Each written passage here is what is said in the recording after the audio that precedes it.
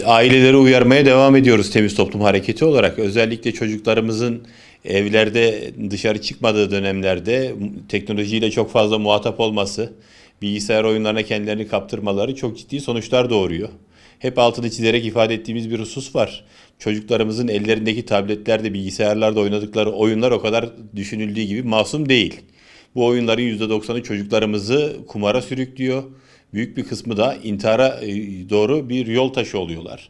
Dolayısıyla aileler yakinen televizyon programlarında, haber programlarında görüp gözlemliyorlardır. Bu hususlara dikkat etmeliler. Aksi takdirde yarın çok geç olabilir.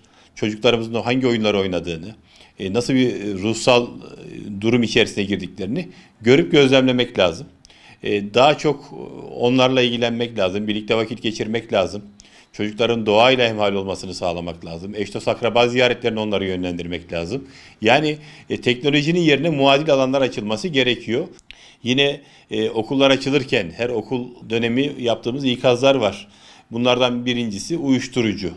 Malumunuz her geçen gün çevremizde yine rastladığımız hadiselerden bir tanesi bu uyuşturucu problemi.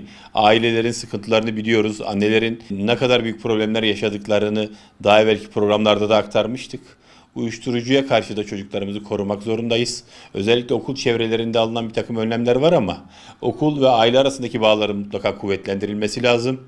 Çocuklardaki bir takım değişiklikler varsa bu değişikliklerin üzerine gidilmesi lazım.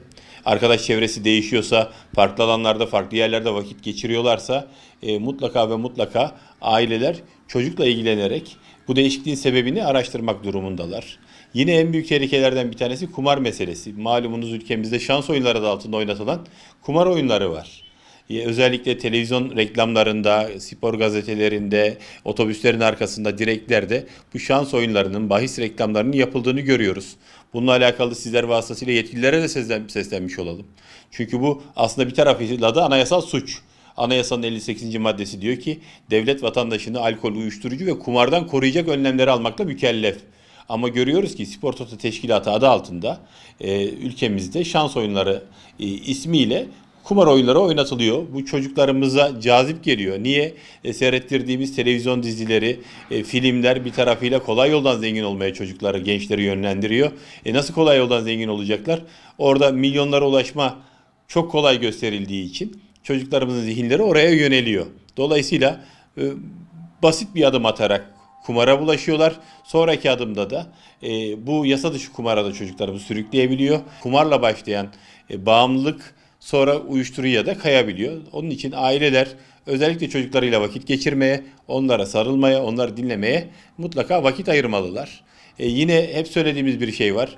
Toplum olarak biz sokaktaki çocukları da kendi çocuğumuz olarak görmek zorundayız. Eğer bir aksaklık varsa, bir eksiklik varsa bu manada adımlar atmak zorundayız. Yoksa bizim çocuğumuz değil, ne yapalım diye kenara çekilirsek Allah korusun aynı imtihanı biz de vermek durumunda kalabiliriz. Uyuşturucuyla mücadelede iki tür biz adım atıyoruz biliyorsunuz. Bir önleyici tedbirler yani temiz çocukların kirlenmemesi, o bataklığa düşmemesiyle ilgili adımların atılması lazım.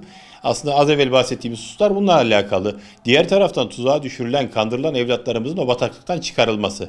Yani elini uzatıp beni kurtarın diyen çocuklarımızı kurtarabilmemiz lazım. Ama hep ifade ediyoruz. Amatemlerin, çematemlerin yani bağımları tedavi etmekle mükellef alanlarda kuruluşların yetersiz olduğu. Hem yatak sayısı olarak hem bina olarak yetersiz olduğunu hep söylüyoruz. Ama bir problem daha var. Evet nicelik noktasında problem var ama nitelik olarak da sıkıntı var. Yani amatemlerde uygulanan tedavi metotları maalesef çocuklarımız tam manasıyla ıslah etmiyor, kurtarmıyor. Dolayısıyla bir paradigma değişikliğine ihtiyaç var. Yani bizim yeni metotları uyuşturucuyla mücadelede tespit etmemiz lazım. Bunların üzerine çalışmamız lazım. Diğer taraftan da o binaların hem kalitesini hem sayısını artırmak durumundayız. Yine uyuşturucu tedavisinden sonraki rehabilitasyon alanlarının faaliyete geçirilmesi lazım. Bu da ülkemize ciddi bir eksiklik. Bunları altını çizerek biz hep ifade ediyoruz. Ama gelinen noktada hala daha büyük adımlara ihtiyacımız olduğunu görüyoruz.